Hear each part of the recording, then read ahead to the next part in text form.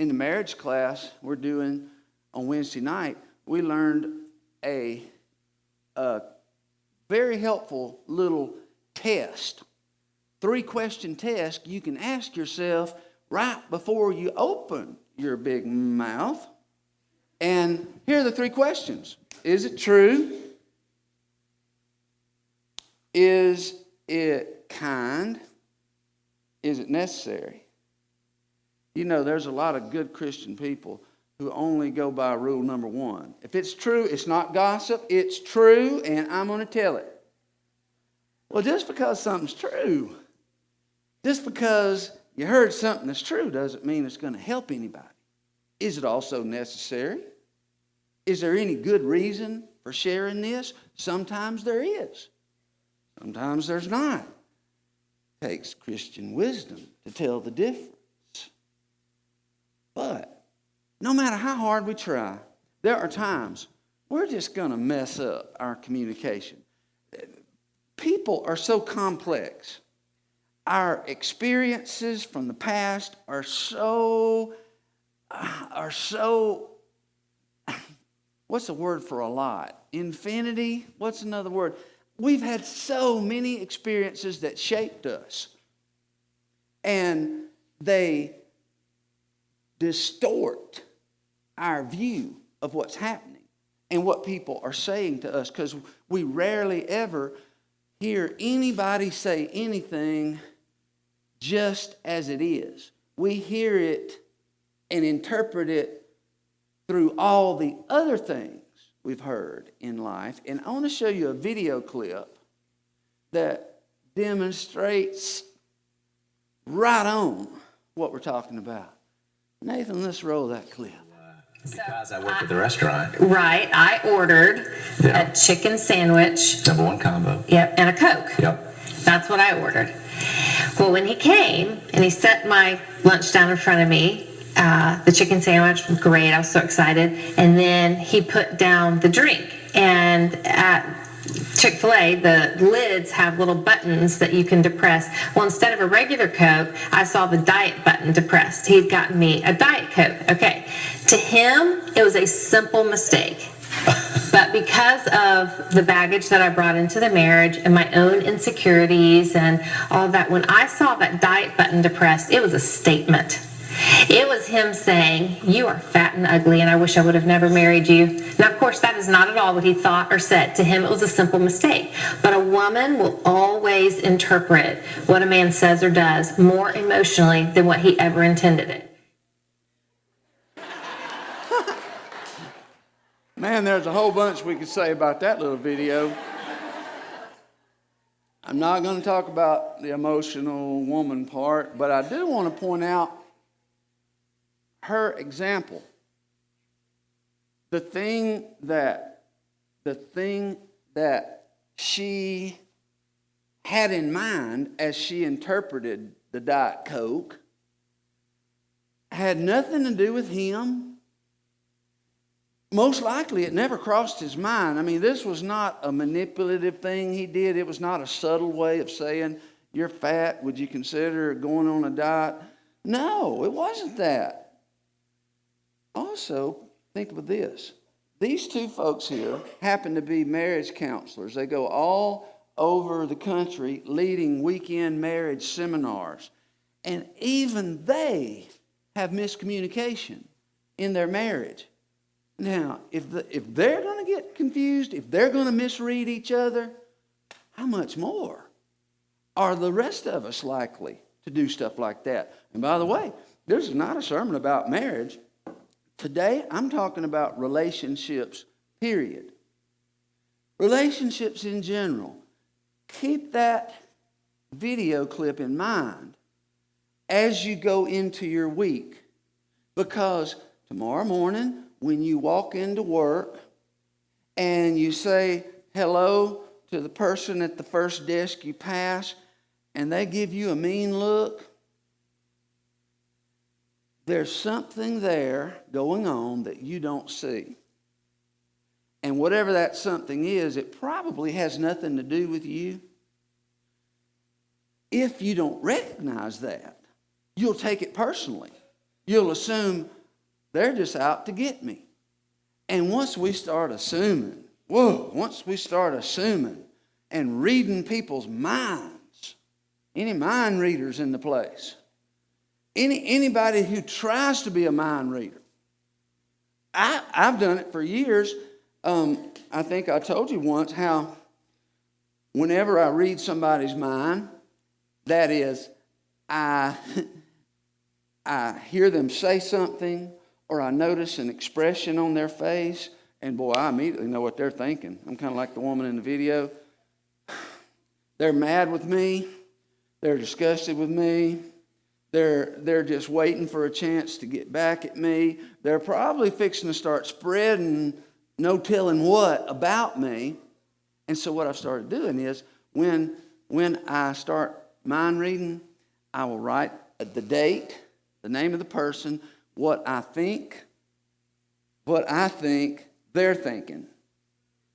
And then I leave it alone for a few days or a few weeks until I discover what they were really thinking. And I've been doing this for about 6 months, and I've only gotten one correct.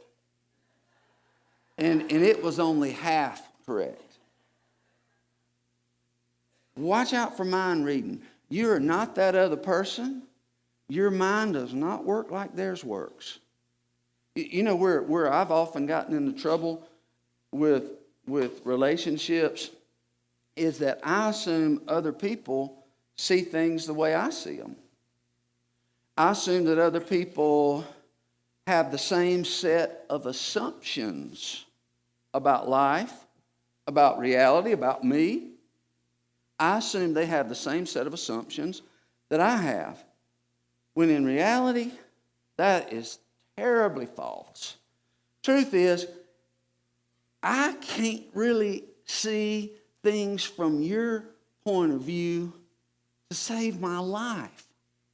Because from wherever you're standing in life, that is, considering your past experiences, what you've learned, what you have assumed, what opinions you formed, you are going to see almost anything very differently than I can see it.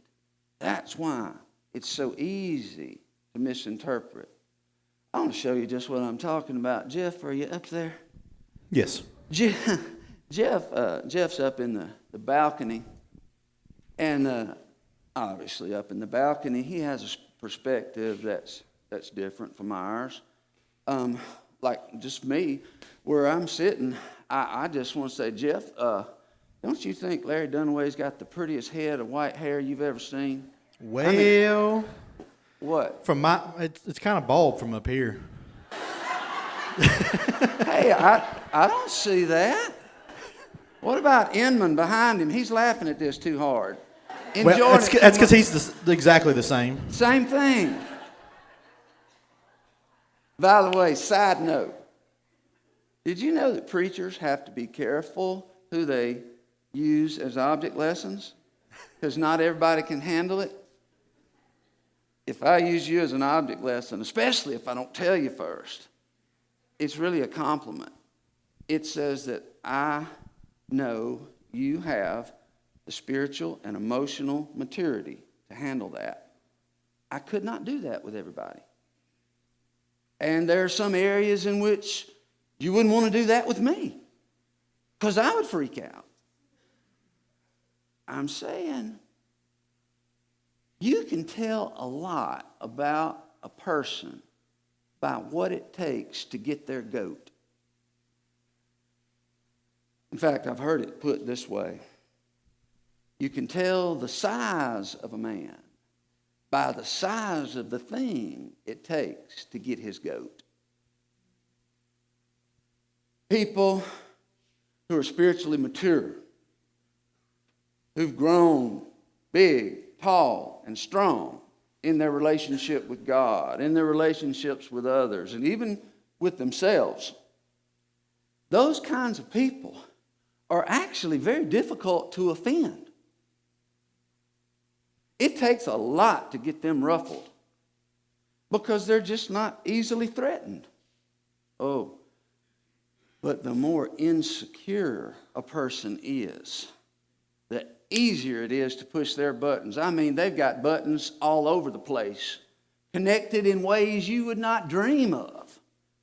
And you can so easily push a button that gets you a horrible reaction and walk away thinking, she is a horrible, hateful person. One time in 100 you might be right, but you know what it is, the other 99? She's a very insecure person. She's afraid. She already thinks that people don't like her. And so when you made that little comment, or you passed her in the hall and didn't make a point to look her in the eye and speak, she interpreted that. She interpreted that in light of what life has been like for her. You can tell a lot about a person by what gets their goat. People who just totally lose it over trivial things. Did you see he passed me on Highway 71? Are you one of those people who gets offended if somebody passes you? Come on and tell the truth. Come on. My little boy, my big boy, Luke, 16, he thinks that whenever we pull up at the red light, that this is the starting line. And he'll look over at who's next to us and smile and wink. And I've actually been in several races as a passenger. But what's my point there? My real point is, if you see everything as a competition, even driving down the road, if everything is a win-lose, we can't both win, no. The only way I can feel good and the only way I can feel like a winner is if I made you the loser. Something terribly unchristian about that. Now, I know that there are exceptions, for example, sports. But life itself is not sports. Life's not a football game. In real life, if somebody zooms past you on the highway and it makes you mad, and you feel like you not only have to pass them, but you've got to get in front of them and start going slow in a curvy road to Hot Springs, that says something. That says something about you. Look, open your eyes. Listen, David the psalmist said, Lord, search me and see if there be any unclean way in me. Jesus said, John 8:32, you shall know the truth, and the truth will make you free. Say that again. Because that's a verse most of you have heard, but how much have you really thought about this verse? You shall know the truth, and the truth will make you free. Let's suppose we changed one word here. We replaced the word know with the word hear. You will hear the truth, and the truth will set you free. It would be a false statement. Because anybody, anywhere, who goes to church, to a Bible-believing church, week after week after week, here's the truth. There's a whole lot of Christian people who are not free. They're all tied and tangled up in a web of unresolved hurts and offenses and grudges and bruised egos. And it's so complex that you can offend them and never realize it unless they go off on you. It's not that you can just hear the truth. You got to know the truth. Some people, let me put it this way before I say some people. There are two kinds of truth you got to know in order to be free. You got to know the truth about God, and you got to know the truth about yourself. I don't think any Christians would disagree with that. You got to know the truth about God, and for some people, that's a big issue. They don't know the truth about God. They've got some false picture of what God's like, what we talked about in the last few weeks. And because of that, they're not free. Some people have this picture of God that he is mad with them. Yes, God is love. Yes, God loves them, but it's only because he has to. He sure doesn't like me. That's not the truth. He loves you and he likes you. But if you don't know that truth, you'll never have any Christian freedom. You can't be at peace. You can't be filled with joy as long as you think God's mad with you. Got to know the truth about God. But you got to know the truth about yourself too. And that, for many of us, especially those of us who've already surrendered to Christ, we've received Christ, we've believed the gospel, maybe we have the true beliefs, the correct beliefs about God, but we still have wrong beliefs about ourselves.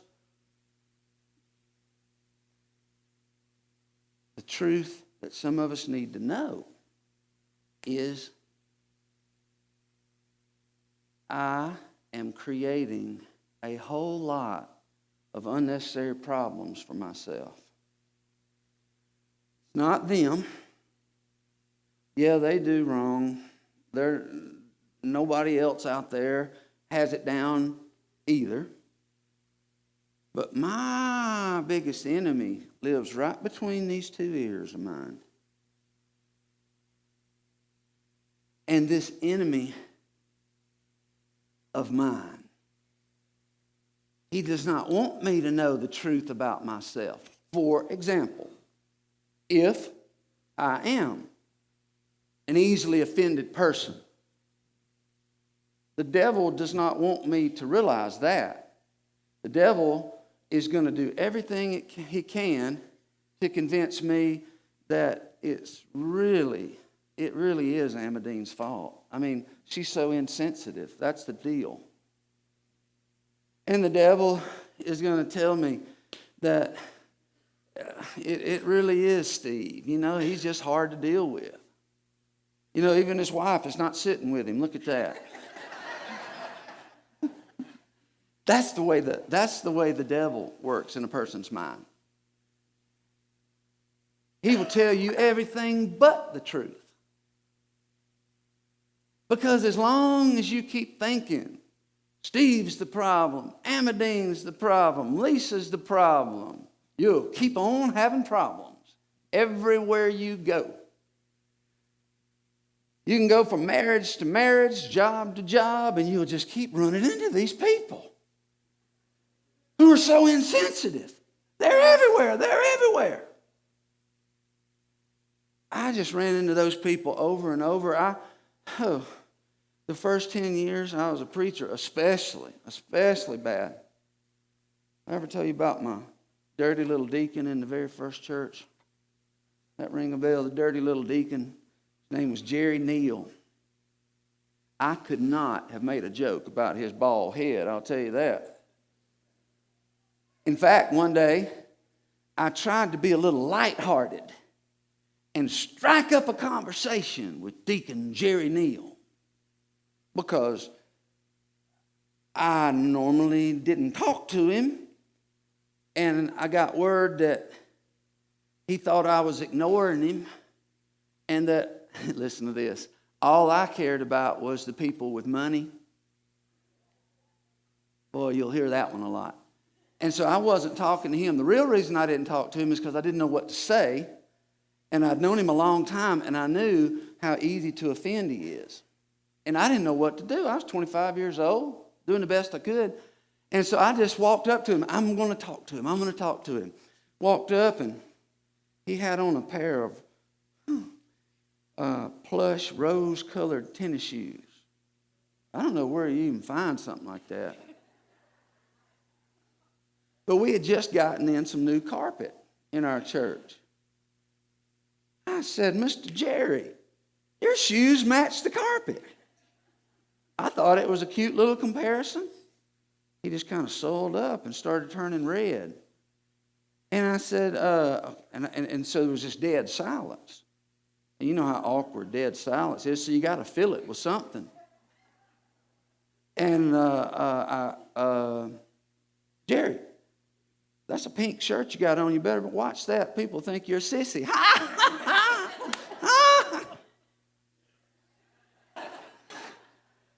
Pink shirt, hot pink face.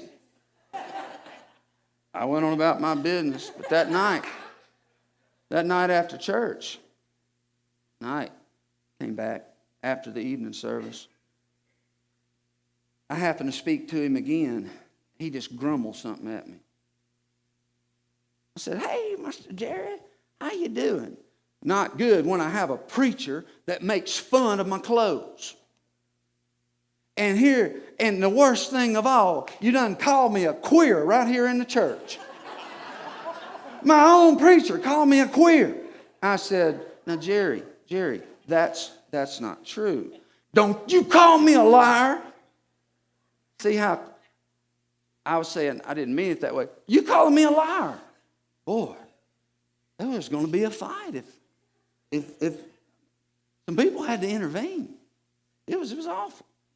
And I went away from there thinking how terrible Jerry Neal was. And therefore, I kept running into more and more Jerry Neals. I created Jerry Neals everywhere I went because everybody has their sore spots. You know, another thing he said that night after he calmed down when we almost got in the fight, he said, Lance, I've gone to this church most of my life and I've just always felt like an outcast.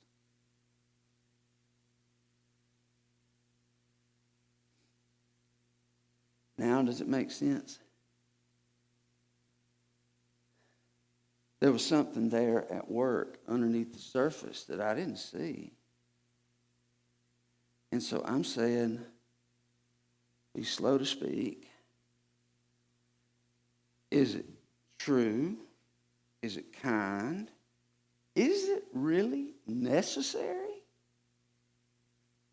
In that particular case, by the way, I was comparing his shoes to the carpet. Comparison, seriously, comparison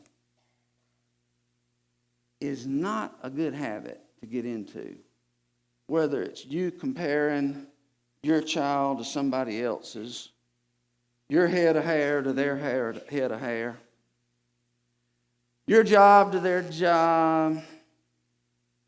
Comparison, I heard years ago, old preacher said it, comparison is the enemy of contentment. If you're in the comparison, you'll never have contentment, you'll never have peace of mind, because when you're constantly comparing, you're constantly going to see people who at least appear to have something you don't. It makes you jealous.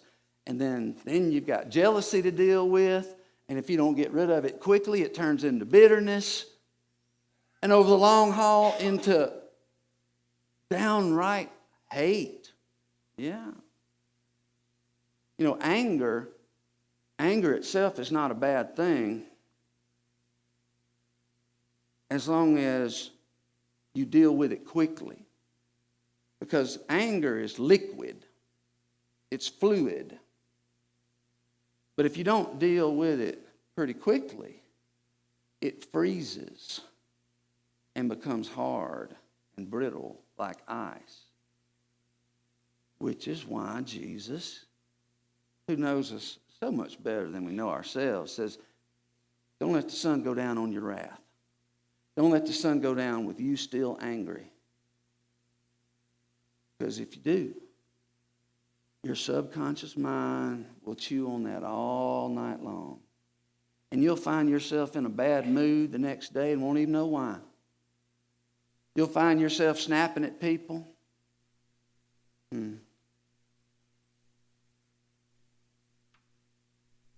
There's more I want to say, but I need to wrap it up and transition into the Lord's Supper this way. Jesus had 12 very good friends. 12 great relationships, or so it seemed. All of them loved him, especially early on, but there was one named Judas Iscariot, who got increasingly frustrated with Jesus' way of doing things the more time passed. He didn't see things the way Jesus saw things. He didn't like the stuff Jesus was doing. And resentment began to build. Resentment began to build. I want to ask you real quick, what do you think would have happened if Judas, when he first started feeling that anger toward Jesus, what if he had gone to Jesus in private and said, Jesus, I'm embarrassed to admit this, but I just am having feelings about you that are not good. And I know something's wrong, and it's probably with me, but could you talk with me about this? Could we work this out? Jesus, the great counselor, the great comforter, could have not only dissolved all that anger, he could have prevented it from hardening into hate. But Judas did what men almost always do if they're natural men. Men naturally don't talk to anybody about their feelings. And because we don't, we just hold it in and it grows. It gets harder and harder. And that's why you'll meet some elderly men who seem like they're just angry with the world. And you see other elderly men, like the man I preached a funeral for yesterday, Amos Lawrence. It was said of him that he woke up in a brand new world every day. This was the day the Lord had made, and he was happy to be there. Judas didn't do that. Judas held it in until it just busted in a really ugly way. He went to the chief priest. Listen to what he said. Matthew 26. Then Judas Iscariot, one of the 12 disciples, went to the leading priest and asked, how much will you pay me to betray Jesus to you? And they gave him 30 pieces of silver. And so it was. Jesus was arrested, just as he had predicted. Jesus was arrested, tried, whipped, and crucified. Horrible, horrible thing. Done by people who did not know what they were doing. Father, forgive them, they know not what they're doing. You starting to see what he's saying there? These people are being driven by forces deep within them that they don't even understand. They actually think they're doing God a service here. But God used it. He died. He lives, and because he lives, we live.